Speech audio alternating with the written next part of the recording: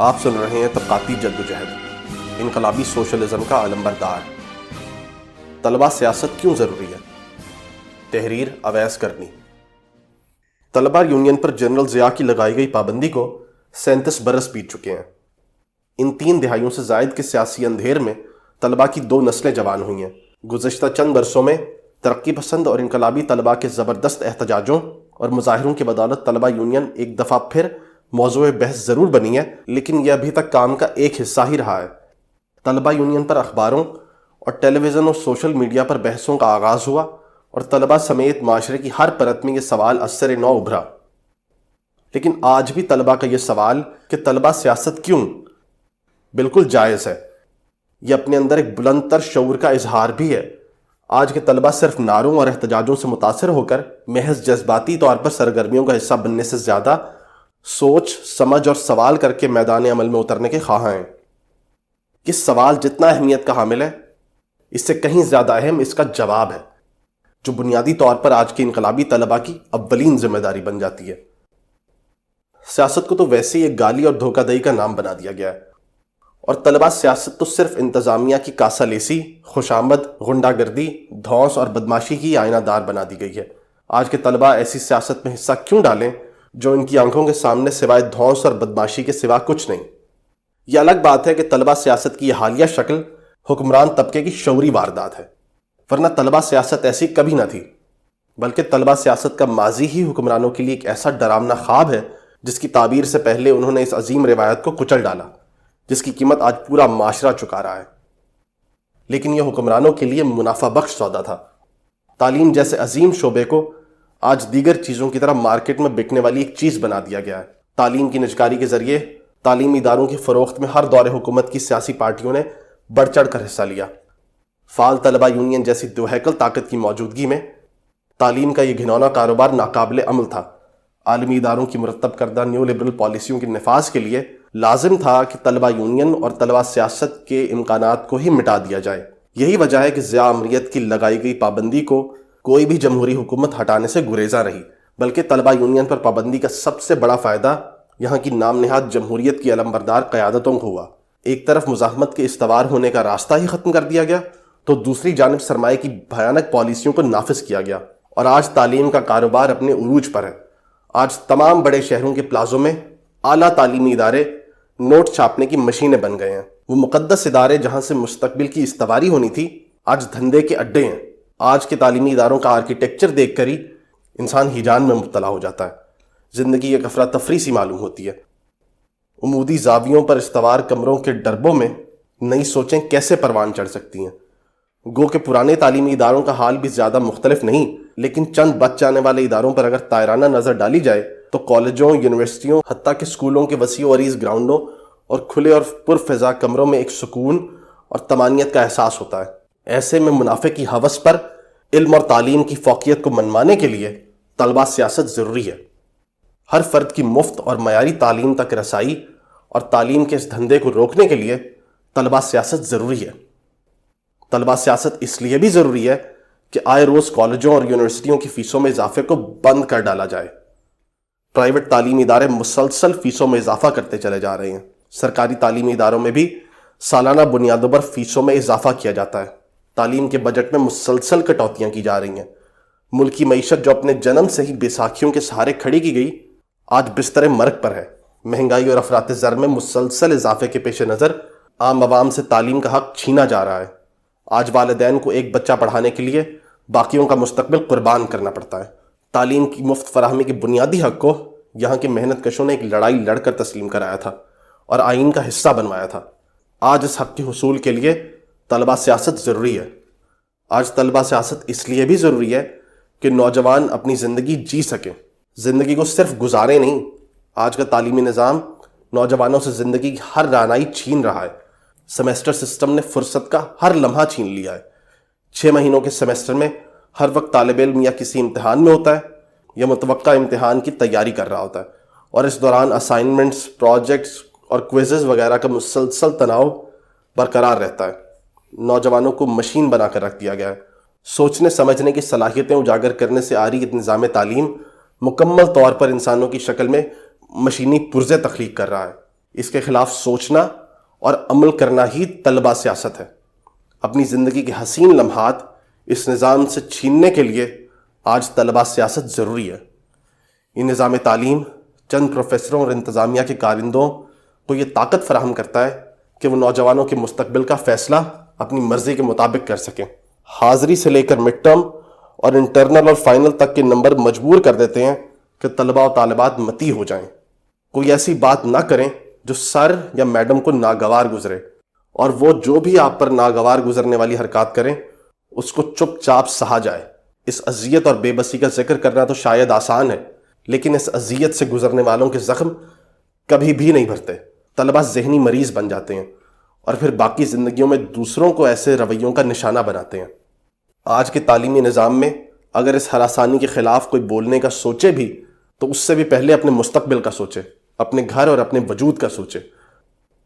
بڑا مشکل ہوتا ہے برداشت کرنا، لیکن یہاں کی خصوصاً طالبات یہ سب برداشت کرنے اور گھٹن میں زندگی گزارنے پر مجبور ہیں۔ یہاں عزتیں پامال ہوتی ہیں۔ اس درندگی اور سفاکیت کو روکنے کے لیے طلبہ سیاست ضروری ہے۔ رجت اور بنیاد پرستی کا جو زہر جنرل ضیاء کے دور میں گھولا گیا، آج اس کے اثرات سماج کا تانا بانا توڑ رہے ہیں۔ وہ دہشت جس کی آبیاری یہاں کے حکمران طبقات نے دہائیوں سے کی، آج افغانستان میں وحشت کا روپ اختیار کر چکی ہے۔ طلبہ سیاست کو مجروح کرنے کے لیے انتظامیہ اور حکمرانوں نے جس جمعیت کے منہ کو خون لگایا، آج وہ فسطائیت بن کر اپنا اظہار کر رہی ہے۔ تعلیمی اداروں میں دھونس اور بدماشی کو مذہب کا چولا پہنایا گیا۔ ریاستی سرپرستی میں غنڈہ گردی اور اسلحے کو فروغ دیا گیا۔ تعلیمی اداروں کی انتظامیہ کی طرف سے ایسی کالی طاقتوں کا خصوصی خیال رکھا گیا، لیکن آج یہ سب دم توڑ رہا ہے۔ یہاں کے طلبہ نے رجت کو ایک نظریے کے طور پر کبھی قبول نہیں کیا۔ اس رجت کے ریاست اور انتظامیہ کے زیر سایہ پھلنے پھولنے کی ایک عمر تھی جو تمام ہو رہی ہے۔ جب جب طلبہ نے یکجان ہو کر ان عناصر کا مقابلہ کیا، تب تب رجتی عناصر کی جعلی ہیبت کا پردہ چاک ہوا ہے۔ آج تعلیمی اداروں میں رجتی عناصر کی غنڈہ گردی دراصل بوکھلاہٹ ہے، جس کے ذریعے یہ اپنے ہونے کا احساس دلاتے ہیں۔ یہ کھوکھلی رجت زیادہ وحشت پر آمادہ ہے، لیکن اس رجت کے خلاف مزاحمت کے لیے طلبہ سیاست ضروری ہے۔ طلبہ کی منظم طاقت سے خوفزدہ حکمران طبقات نے ایک منظم سازش کے ذریعے انہیں تقسیم در تقسیم کیا۔ قوم، زبان، صنف، مذہب اور ثقافت کو تعصبات میں بدل کے مختلف رنگوں کے پھولوں کے گلستان کو ویرانے میں بدل دیا گیا۔ یکجہتی کو توڑا گیا اور نفرتوں کی آبیاری کی گئی۔ لڑائی جھگڑوں کو انتظامیہ اور حکمرانوں کی آشیرواد حاصل ہوتی ہے، لیکن باہمی کھیل اور ثقافتی میل جول پر پابندیاں ہیں۔ طلبہ کی جڑت کو یقینی بنانا ہی طلبہ سیاست کا نصب العین ہے۔ ایک ایسا ماحول کہ جہاں ہر ثقافت اپنی منفرد خاصیت کے ساتھ دیگر ثقافتوں سے ہم آہنگ ہو، جہاں سر سنگیت کا تبادلہ ہو، کھیلوں کو میدان جنگ کی بجائے ایک مثبت سرگرمی میں ڈھالا جائے۔ یہ احساس ہی طلبہ سیاست کی بنیاد ہے، اس لیے طلبہ سیاست لازم ہے۔ حوصلوں کی رونقیں بحال کرنے کے لیے بھی طلبہ سیاست ضروری ہے۔ کیمپس کی زندگی کے سب سے حسین لمحات ہاسٹلوں کے کمروں اور بالکنیوں سے جڑے ہوتے ہیں، لیکن آج تو ہاسٹل ملنا ہی غنیمت ہے۔ اول تو تعلیمی اداروں کے ہاسٹل ہیں ہی نہیں، جس پر پھر ایک پورا پرائیویٹ ہاسٹلوں کا مافیا پلتا ہے، اور جہاں بھی ہاسٹلوں کی سہولت میسر ہے وہاں کے کمرے کسی ویران حویلی کے گوداموں کا تاثر دیتے ہیں۔ کمرے کی صلاحیت سے 2 گنا طلبہ کو بھیڑ بکریوں کی طرح ٹھونسا جاتا ہے۔ نہ سردی میں گرمی کی سہولت ہے اور نہ جھلسا دینے والی گرمیوں میں ٹھنڈک کا کوئی بندوبست۔ اوپر سے لوڈ شیڈنگ ایک مسلسل عذاب ہے جس میں مستقبل کے معماروں کو پڑھنے کی سزا دی جا رہی ہوتی ہے۔ میس کی کیفیت زیادہ دگرگوں ہے، جس کی وجہ سے تعلیمی اداروں میں ایک پورا ڈھابا کلچر استوار ہوا تھا، آج اس پر بھی قدغنیں لگائی جا رہی ہیں۔ ہاسٹل کسی جیل کا منظرنامہ پیش کرتے ہیں اور ہاسٹل انچارج خود کو جیل وارڈن سمجھتے ہیں۔ شام ہوتے ہی گیٹ پر تالے ایسے نصب کر دیے جاتے ہیں جیسے کوئی آخری شام کے وقت اپنے مویشیوں کو ٹھکانے لگاتا ہے۔ وقت کی اس بندش کا کوئی مناسب جواز نہیں بنتا۔ طالبات کے لیے یہ بندش ایک سزا کا روپ دھار لیتی ہے۔ یہ سب قدغنیں صرف شعور کو مسخ کرنے اور سماجی اور ثقافتی گھٹن کو بڑھانے کے لیے لگائی جاتی ہیں۔ اچھی، معیاری، صحت بخش اور جدید سہولیات سے آراستہ رہائش اور کھانا ہر طالب علم کا بنیادی حق ہے، جس کی آواز طلبہ سیاست ہے۔ ایک وقت تھا جب یونیورسٹیوں کے پوائنٹ سے یہاں کے عام ضرورت مند شہری بھی مستفید ہوتے تھے۔ یونیورسٹیوں کی بسیں آج کی بڑی بڑی پرائیویٹ کمپنیوں کی بسوں سے کہیں زیادہ بہتر اور آرام دہ ہوا کرتی تھیں، لیکن آج کی بسوں کی حالت زار دیگر تمام شعبہ جات کی طرح دگرگوں ہیں۔ نہ طلبہ کی تعداد کے اعتبار سے بسوں کی تعداد میں اضافہ کیا گیا اور نہ ان کی مناسب مرمتیں ہوئیں۔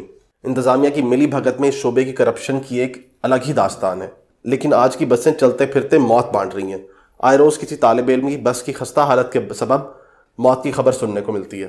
اس جرم کے خلاف بولنے کے لیے طلبہ سیاست ضروری ہو چکی ہے۔ کیمپس کو دوبارہ زندگی بخشنے کے لیے طلبہ سیاست لازم ہے۔ آج کے کیمپس کسی چھاؤنی کا منظر دیتے ہیں۔ تعلیمی اداروں کو سماج سے کاٹ کر گھٹی ہوئی دنیا بنا کر رکھ دیا گیا ہے۔ کیمپس ایسے بھی نہ ہوتے تھے، بلکہ کیمپس تو زندگی کی وہ حسین تجربہ گاہ تھے جہاں سوچوں کو نئے افق ملتے تھے، زندگانی کو نئے زاویے ملتے تھے، محبتوں اور یارانوں کی داستانیں رقم ہوتی تھیں، لٹریچر اور ادب کے شاہکار جنم لیتے تھے۔ لیکن آج سب بنجر ہے، ایک اندھی دوڑ ہے۔ مقابلہ بازی کی نفسیات کو پروان چڑھانے جیسے قابل نفرت اقدام آج کے کیمپس کی خاصیتیں ہیں۔ کہیں مل بیٹھ نہیں سکتے، کہیں گنگنا نہیں سکتے، سوچوں پر پہرے ہیں اور محبتوں پر قدغنیں۔ جتنا جبر کیمپس سے باہر ہے اس سے کہیں زیادہ اندر ہے، نہ یہاں کی تعلیم عہد نو کے تقاضوں سے ہم آہنگ ہے۔ ایک وقتی جگاڑ ہے جس کے بعد ایک لمبی اور نہ ختم ہونے والی اذیت ناک داستان کا آغاز ہے۔ ان اذیتوں سے چھٹکارے کے لیے طلبہ سیاست ضروری ہے۔ سوچوں پر لگے پہرے ہٹانے کے لیے طلبہ سیاست ضروری ہے۔ یہاں کے حکمران طبقے نے ہم سے ہماری تاریخ چھین لی ہے۔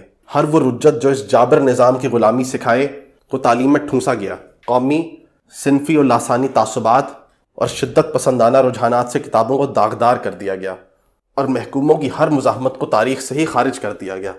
اس سرزمین پر مظلوموں اور محکوموں کی ایسی بغاوتیں رہی ہیں جنہوں نے جابر حکمرانوں کی نیندیں حرام کر دی تھیں۔ یہاں کے محنت کشوں نے آمریتوں کے تختے الٹے، لیکن ہمارے درخشاں ماضی کو حکمرانوں نے یادداشتوں سے مٹا کر رکھ دیا۔ ہر موقع پرست اور غدار کو ہیرو بنا دیا اور اصل سورماؤں کے نام تک حذف کر لیے۔ اپنے اصل ماضی کو تاریخ کے پنوں پر لانے کے لیے طلبہ سیاست ضروری ہے۔ آج کی نئی نسل کو اپنے محنت کش اجداد کی جرت و طاقت کا ادراک کرانے کے لیے طلبہ سیاست ضروری ہے۔ 68-69 کے عظیم دنوں کو دوبارہ عمومی شعور میں اجاگر کرنے کے لیے یہ سیاست ضروری ہے۔ وہ ان گنت سرکش دماغ جنہوں نے جبر اور ظلم کے خلاف لڑتے ہوئے اپنی جوانیاں لٹائیں اور اپنی جانیں تک قربان کیں، ان کو خراج عقیدت پیش کرنے کے لیے طلبہ سیاست ضروری ہے۔ طلبہ سیاست اس لیے بھی ضروری ہے کہ آئندہ کوئی مشال خان کہیں درندگی کا نشانہ نہ بنے، کوئی حیات بلوچ بے موت نہ مارا جائے۔ یہ اس لیے بھی ضروری ہے کہ کوئی جنید حفیظ جیسا استاد پس زندہ نہ ہو۔ یہ اس لیے بھی لازم ہے کہ کوئی نمرہ خودکشی کی نہج تک نہ پہنچے۔ سب سے بڑھ کر جینے کے لیے طلبہ سیاست ضروری ہے۔ آج کے نوجوان کی زندگی کا المیہ بے مقصدیت کا ہے۔ کوئی بڑے خواب نہیں، کوئی بڑی سوچ نہیں، چہرے اترے ہوئے ہیں اور ایک اذیت ناک خاموشی ہے۔ مستقبل کی سوچ ڈراونے منظر پیش کرتی ہے۔ روزگار، خاندان اور ازدواجیت سے بڑھ کر کچھ سوچنے کی ہمت کسی میں نہیں۔ ایک عجیب افراتفری ہے جس میں صرف جگاڑ اور انفرادیت پنپ رہی ہے۔ صرف اپنی سوچ میں سبھی غرق ہیں اور ہر طرف تاریکی ہے۔ رشتے، ناطے، محبتیں، یاریاں اور واسطے سبھی جعلی ہیں۔ یہ زندگی نہیں ہے، یہ اس متروک نظام کا پیدا کردہ ایک ہیجان ہے۔ اس ہیجان سے چھٹکارے کے لیے طلبہ سیاست ضروری ہے۔ معاشرے میں زندہ رہنے کا حق ادا کرنے کے لیے طلبہ سیاست ضروری ہے۔